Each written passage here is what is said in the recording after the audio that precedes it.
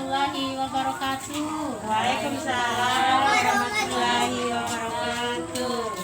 Pertama-tama saya ucapkan terima kasih kepada ibu-ibu, bapak-bapak atas kehadirannya di tempat ini dalam acara pertemuan sekaligus silaturahmi antara masyarakat RT kita dengan petugas puskesmas dari wilayah kita, yaitu Puskesmas Lolo, yaitu dengan Ibu Juni Esti.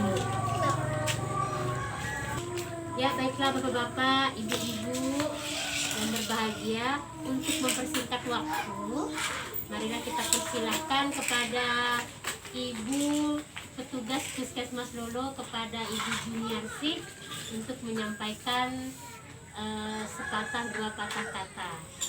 Terima kasih bapak-bapak, ibu-ibu, terutama Bu RT ya. Sama-sama Bu. Terima kasih Bu Kadar juga ya. Iya. Terima kasih sudah meluangkan waktu. Rencananya kita kan malam Kamis ya Bu ya. Iya Bu. Tidak jadi karena kalau malam Kamis ini jadwalnya kita mati lampu. Oh iya ya. Jadi saya majukan sorenya aja ya. Iya. Nah, terima kasih kepada bapak-bapak, ibu-ibu. Jadi nama saya, kenalkan, nama saya Juniarsi. Saya kerja di Puskesmas Lolo. Nah, bapak-bapak, ibu-ibu, kegiatan kita hari ini sebenarnya saya mau kesini tujuannya untuk belajar kepada bapak-bapak, ibu-ibu tentang bagaimana itu kesehatan lingkungan. Nah, terutama tentang pengelolaan air minumnya dan makanannya. Jadi karena saya ingin belajar, maka supaya suasana kita nih tidak canggung ya. Jadi nanti kalau misalnya saya bilang hai, nanti ibu-ibu bapak-bapak jawab halo gitu ya. Terus kalau saya bilang halo, bapak-bapak nanti jawabnya apa? Hai. Oke, kita mulai ya. Hai. Halo. Halo. Hai. Ya, terima kasih bapak-bapak. Nanti setiap saya begitu, nanti bapak-bapak, ibu-ibu menjawab ya. Jadi ini kan musim pandemi ya, memang kita diwajibkan untuk bermasker gitu ya. Nah, ini bapak-bapak, ibu-ibu, di sekitar kita ini kan kalau misalnya masyarakat sini menggunakan air apa ya? Air PDAM kah, air sumur ya? Nah, kami masih menggunakan air sumur. Oh, kalau Bu Tani? Iya, saya air sumur juga Bu. Oh, kalau Ibu? Saya pun sama Bu. Kalau enggaknya? Sama. Jadi rata-rata pakai air sumur ya? Iya Bu. Belum ada Volume dikeraskan. Oh, begitu ya. Nah, kemarin apa tuh namanya? Saya itu kan kemarin mendapatkan data nih bahwa di RT Ibu ini ada 6 orang anak yang kena diare. Iya Bu ya. Nah, begitu kita telusurin ternyata memang dia berasal penyakit diarenya itu karena pengelolaan air minumnya itu tidak baik gitu.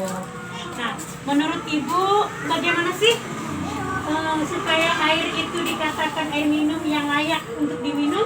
Gimana? Mungkin kalau dari air sumur kita dulu kali harus direbus kan.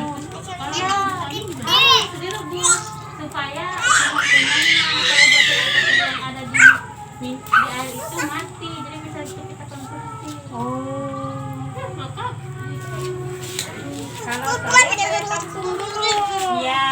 Nah, nanti setelah itu kalau saya ingin menggunakan air tersebut, saya akan merebusnya sampai mendidih. Kenapa ditampung dulu Bu? Supaya kan namanya juga air sumur kan, ada kotoran lagi kan mengendap itu ke bawah. Tapi takut ada jentik-jentiknya Bu. Ya kan harus kita tutup dulu. Tidak dikasih obat kah Bu? Tidak dikasih obat air. Tidak. Oh, gitu ya. Kalau saya kadang pakai beli air galon dia. Nah, enak nggak lagi pakai rebus-rebus. Oh, emang itu nggak perlu direbus Bu? Kan sudah, kalau menurut saya sih, udah tahu, nanti kita tanya Bu Esi Kira-kira kalau air galon itu apakah sudah layak langsung diminum apa harus direbus lagi? Tapi bilang penjualnya nggak apa-apa kok kalau langsung diminum. Oh, iya. Kan sudah steril ya. Iya. Kita tanya aja sama petugasnya bagaimana bagusnya. Oh begitu Bu ya. Jadi ini nih banyak pendapat dari Ibu Tika. Tadi kalau misalnya beli air galon nggak usah direbus gitu ya. Terus kalau bilang Bu Tami harus direbus. Kalau Ibu Januari mengatakan oh air sumur tuh tampung dulu. Nah karena di sini saya dalam tahap belajar. Pendapat ibu-ibu tadi itu ada yang benar, tapi tidak ada salahnya kita untuk saling berbagi ya. Ya, saling berbagi. Nah, ibu-ibu kalau misalnya hai. Halo. Halo. Hai. Ya, terima kasih. Order semangat ya, Bu ya. Iya. Ini Bu, terima kasih tadi masukan Ibu. Itu sangat bagus sekali. Jadi dalam hal ini nanti kita akan menyampaikan hasil dari rapat kita ini kepada kepala desa. Nanti siapa tahu kepala desa nanti mengajukan secepatnya PDAM ya. Jadi bisa mengalir sampai ke RT sini. Nah, yang disampaikan oleh Ibu Tika tadi bahwa air depo itu tidak direbus pun tidak apa-apa. Itu sebenarnya alangkah baiknya direbus. Karena yang kita kan tidak tahu ya Bu ya. Dari tangan kita tuh ada kumannya itu kan, terus belum tentu juga kan air galon yang kita beli itu lampu UV-nya hidup. Nah Ibu pastikan nggak lampu UV-nya hidup? Nah, saya nggak pernah perhatikan ya. Nah Langsung masuk dalam galon berarti sudah oh gitu. Nah itu kan terus apa sih namanya nanti kita kalau air galon itu Bu harus ditutup terus loh. Jadi air minum segala macam harus ditutup terus. Nah mudah-mudahan masukan dari bapak-bapak ibu-ibu tadi bahwa pengelolaan air minum itu harus dilakukan semaksimal mungkin, harus sesanitizer mungkin, sehigienis mungkin. Nah supaya penyakit diare tidak ada di lingkungan kita lagi, apalagi terhadap anak kecil begini kan. Nah rentan sekali kena penyakit diare. Oh ya bapak-bapak ibu-ibu, kalau dengan makanan gimana? Apa yang harus kita lakukan ya kalau terhadap makanan ya? Kalau saya tutup makanannya, Ya. tidak boleh terbuka. Ya. Saya misalnya kan dari penjualnya kan menggunakan kantong plastik. Setelah sampai di rumah nanti saya pindahin ke piring yang kaca, tidak piring yang plastik. Takutnya piring plastik itu tidak baik juga terkena makanan. Kalau Bu Tami gimana Bu Tami? Kalau saya kan jarang beli, jadi langsung masukin dalam piring kaca, langsung ditutup. Kalau misalnya mau makan dibuka, tutup lagi gitu. Jadi lalat tidak masuk ke dalam tudung saya. Oh bagus itu ya Bu Tami. Nah kalau saya ini lain lagi. Saya itu kan sering beli makanan, ya kan? Jadi memang kalau lagi masih panas, hangat itu kan masih dalam plastik. Biasanya kalau saya langsung makan memang langsung saya simpan di mangkok atau di piring. Nah, tapi biasanya tuh belum saya makan, jadi bisa seharian gitu dalam plastik itu. Nah, tapi habis itu saya panasin, saya pikir ya saya pasti masih sehat atau masih boleh aja dimakan gitu. Ya sih sebenarnya bapak-bapak ibu-ibu pengelolaan makanan juga tergantung dari kitanya ya, dari faktor kebiasaan kita. Alangkah baiknya mulai sekarang kita membiasakan hampir semua makanan itu tidak boleh yang panas itu kita beli dalam kondisi pakai plastik. Itu tidak disarankan sekali karena kan plastik itu terbuat dari bahan-bahan yang ibaratnya berkimia ya. Terus kalau kita beli gorengan, usahakan juga kalau dikasih pakai koran itu kita tidak ambil itu, karena kalau pakai koran itu tintanya koran itu bisa menempel di makanan kita yang panas itu. Kalau gorengannya dalam plastik itu boleh? Sebenarnya tidak boleh Ibu, tapi berhubung kita di sini masyarakatnya, penjualnya, nanti gini Bu, kita solusinya nanti penjual makanan yang ada di sekitar sini kita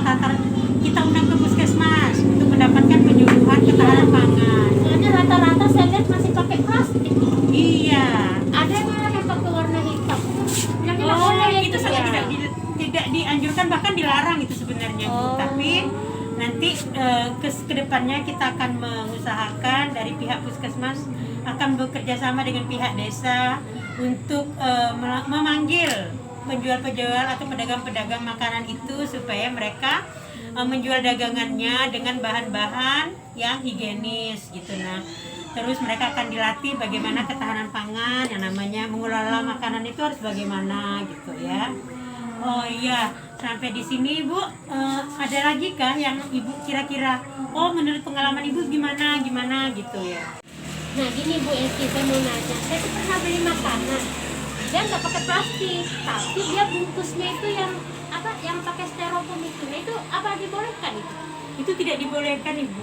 Oh, malah nggak dibolehkan Styrofoam itu juga. tidak dibolehkan karena styrofoam itu dari bahan plastik yang apabila kena panas dia akan mengeluarkan bahan kimia yang sangat berbahaya.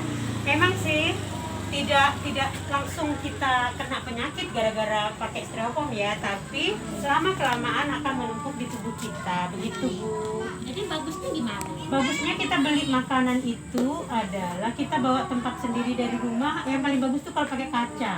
Nah, kalau pakai kaca atau kalau pakai plastik yang sekarang itu ada Tupperware gitu kan ya, Tupperware itu kan, atau merek apakah yang di belakangnya itu ada tanda yang sudah dipastikan dia aman untuk makanan. Jadi Ada plastik-plastik yang itu toples putih minum yang harga 1.000 itu juga pernah saya beli, itu boleh?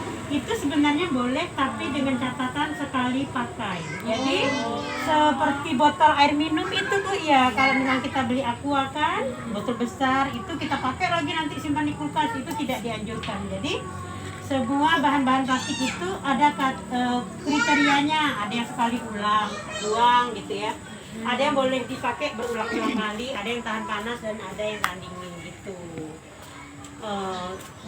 Terima kasih ya Bu ya. Ini antusias sekali Bapak-bapak Ibu-ibu. Halo. Hai. Halo. Iya, artinya ibu-ibu Sebentar. dan bapak-bapak masih Semangat. mengikuti pemikiran ini dengan sangat baik. Terima kasih sekali lagi Bu RT. Oh iya, sama-sama Bu Esti, saya juga. Mudah-mudahan apa yang tadi sudah disampaikan ya, yang disampaikan yang baik itu kita teruskan, yang tidak benar, yang tidak higienis maka kita anjurkan untuk dilakukan perubahan. Ya. Mulai sekarang sedikit demi sedikit. Kalau ada yang mau ditanyakan, kita silaturahmi seperti ini lagi, kita adakan lagi perkumpulan biar anak-anak kita terbebas dari penyakit Dia. Ya. Ya, amin. ya.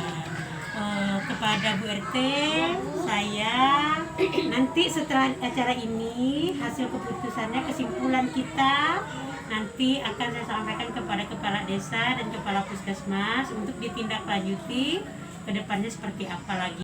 Ya itu sudah Bu Esti, harapan kami semua warga ini Ya. berharap supaya di desa kami ini, khususnya di RT kami ini, segera diadakan PDAM supaya tidak menggunakan lagi air sumur, karena memang mengingat tadi banyak sekali warga dari RT kami yang terserang diare. Iya.